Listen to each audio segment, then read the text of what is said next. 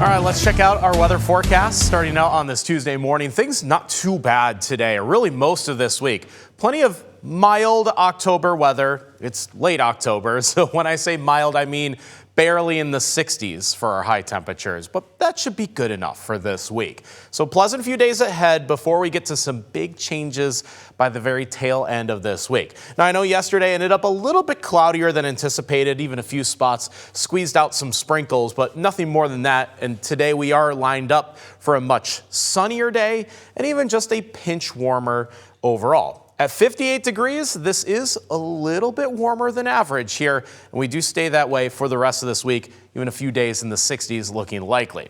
So to the big picture we go. The first thing I want to point out is the ridge, which has been building the last couple days. It'll be straight overhead on Wednesday and Thursday, meaning that those should be our 2 days of warmest weather this week. We call this the axis of the ridge, when you're basically directly underneath that camel hump, if you will. Now, the other end of this wave is called a trough. That will contain our next storm system, and the initial push is where that cold front is.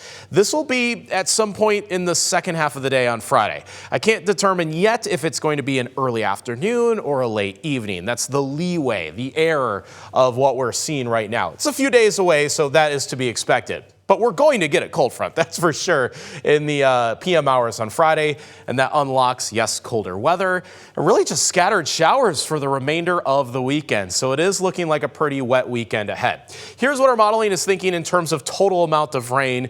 Not super impressive, but it's not nothing. Maybe up to about a ½ an inch for eastern Washington, a bit less in central Washington because of that big rain shadow effect the Cascades has on our region. But another good soaker, or at minimum, scattered showers between Friday evening, Saturday, and Sunday.